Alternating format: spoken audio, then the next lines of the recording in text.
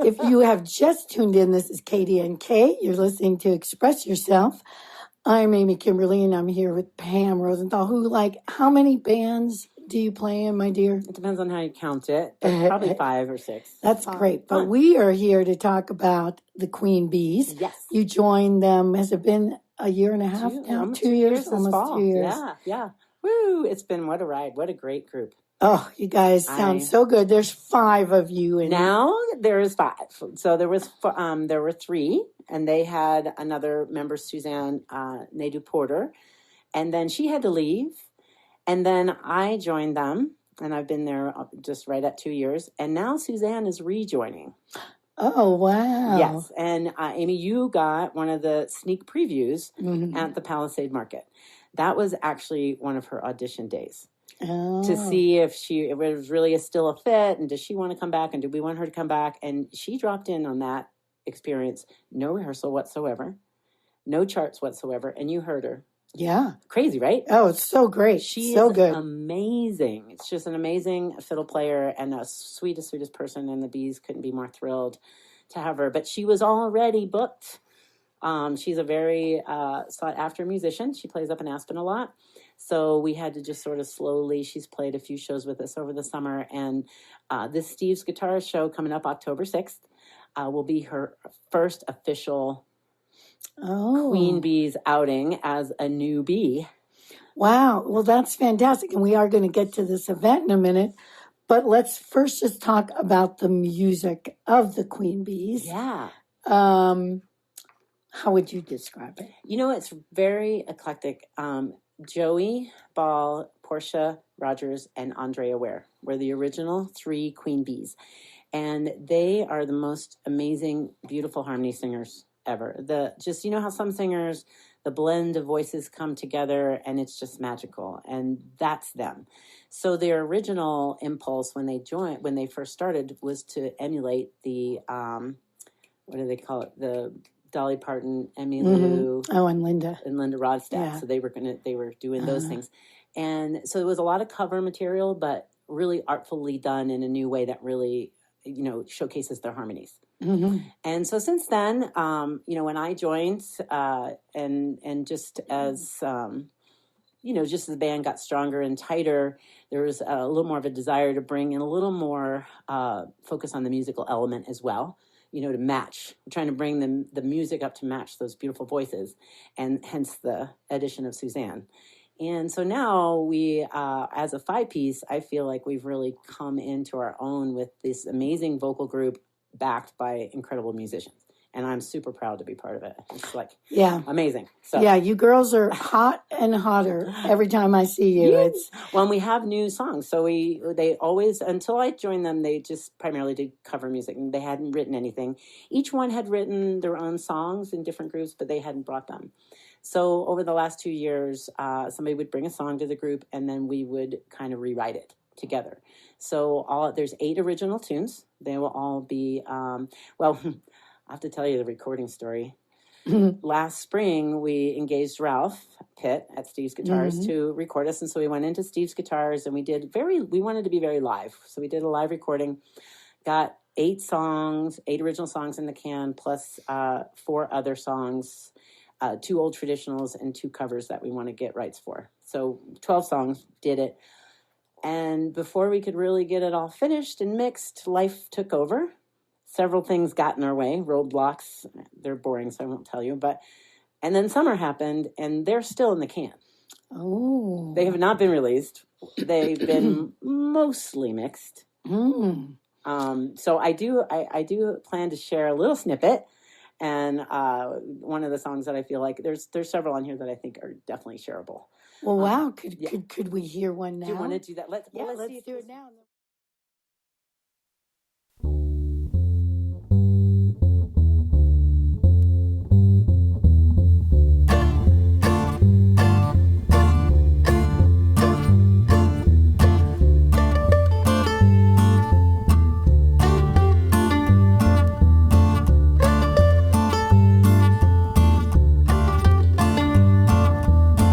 Twisted trees by the muddy water.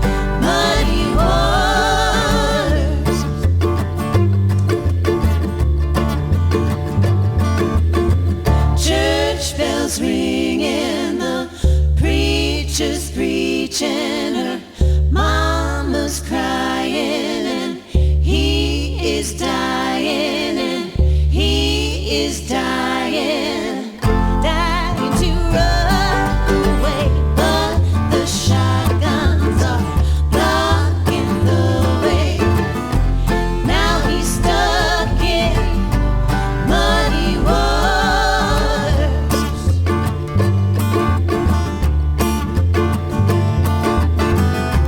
Twisted trees by the muddy water.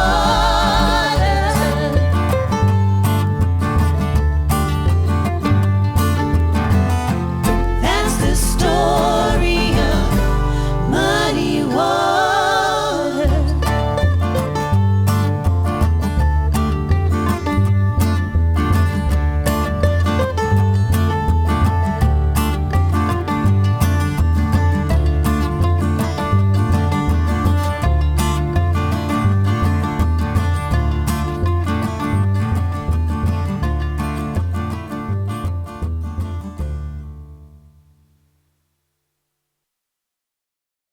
So let's talk about this upcoming performance. Yay! We're so excited. On October 6th at Steve's Guitars, and it is a pollinator party. What does that mean? You know, it's funny. Steve is such a cool guy, and I was walking by Cypress Park, and he and Ralph were getting ready for a concert, and he said, "Hey, what do you think about teaming up with Mark Burrows with Pollinator? You know, queen bees, pollinator chocolate. Wouldn't that be fun?" And I'm like, "Yeah, that sounds cool, Steve. We'll come do a show." So the four of us ended up meeting, and we decided, yeah, we could just do that, or we could make it bigger than us. And with the idea of pollinators, and that's kind of, and the Queen Bees had just opened the mural for the Good of the Hive, Matt Willey. So if you haven't seen that, look up thegoodofthehive.com. It's amazing.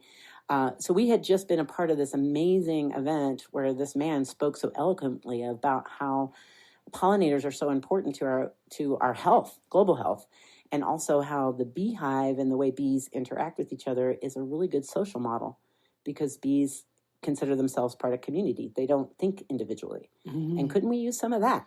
Yeah. So with those ideas swimming, we were sitting there going, "Oh, why don't we make this a fundraiser instead of just, a normal show?" So that's where the idea got birthed. And of course, it was only 3 weeks ago. So I was like, "Yeah, okay, we can do it." So we've been feverishly behind the scenes putting stuff together. I've been talking to different potential beneficiaries. So Hannah Hunt Muller is the chair of the Carbondale Environmental Board, and she and I just had a great conversation today. And they have a subgroup called Bee Friendly Carbondale. And their current project is a pollinator garden at the Thompson House. And so that may end up being one of the things we give to. Also, Matt Wiley, the Good of the Hive, we love his thing. We may just sort of encourage people to go and donate on his website on their own, or he may get a piece of our pie, depending on how big our pie gets. Yeah. And then also I talked to a beekeeper in Paonia, Robin, and I forgot her last name, but she said she would come over and give beekeeper classes or help us if mentoring was something that we've got. So I've gotten these little things, and then the group, we need to get back together and decide where's the money going to go. But it's just sort of growing organically, which is Carbondale, And if people come, they do get some pollinator chocolate. They do. So when the $20 ticket, it is all reserved seating. So you aren't going to be able to show up on the 6th and get into this show. So you really do need to go and buy your ticket. $20, 50 seats, that gives us $1,000 to play with. And of course, we're hoping that people get inspired to then give some more. There'll be donation jars and things like that. But Mark Burrows is donating the pollinator chocolate. You'll get some seeds, the Bee Friendly Board is going to give us some seed packets. We'll get some information about how you can be friendly, and things like that. And we also have another little surprise. Beautiful Alia Hall will be on board with us, and she's going to be our story weaver. So we want this to be a fun event. It's not going to be like sit down and get lectured. It's going to be Queen Bee music, and then Alia kind of artfully pulling in some information, and then some more bee music, and then Alia, and it's just going to be super fun. Nice. So we just wanted to make it a super fun event, but we wanted to give it a little more juice. Well, and it is, since it is the debut with Suzanne, Yes. what's next then for you guys? Well, that's what I think. We don't have a lot on the books. We've been super busy all summer, and everybody kind of needs a breath. And it is that time of year. So we do have a few small things coming up. You can go to thequeenbeesband.com. We're playing over in Rifle at a 4-H benefit. We're kind of giving our give back time right now. Mhm. And we're planning a Texas tour for the spring. So we've been to Texas twice. And now we're going to go back for the third time with Suzanne, and we've made some friends who are really anticipating our return. Wow, like where are the hot spots for you, in Texas? It's still pretty small. We stop in Raton, New Mexico before on the way down, because it's a good stop, and there's a really sweet spot there. He takes good care of us in his Airbnb. And then we go to Weatherford, Texas. Our anchor gig is called the Spring Creek Musical in Weatherford, Texas. They throw a beautiful monthly community concert. And it's amazing. It's awesome. And Tim Llewellyn is the host, and he's fabulous. And he makes sure that we get down there and we're all taken care of. And then we'll play at the Red River Opry House up in Byers, Texas. Nice. The other amazing hosts, Dee and Jerry McMahon. And they have taken an old church and renovated it into a venue, but they've kept the historic pieces. So you go in and out the rooms, and it's like going through a museum, a history museum. And they have live music. Wow. We also played the Buffalo Grass Music Hall in Panhandle, and we played downtown Wichita Falls street party for the 6th Street Winery. So we're looking for some new spots. We have some connections nearer to Stockyards area. We stayed there last time and went out and met a few people, and so we're hoping to add a few new venues. But we've been asked back to everyone that we've already been to, but we have to just sort of see how we might need to start moving around a little bit.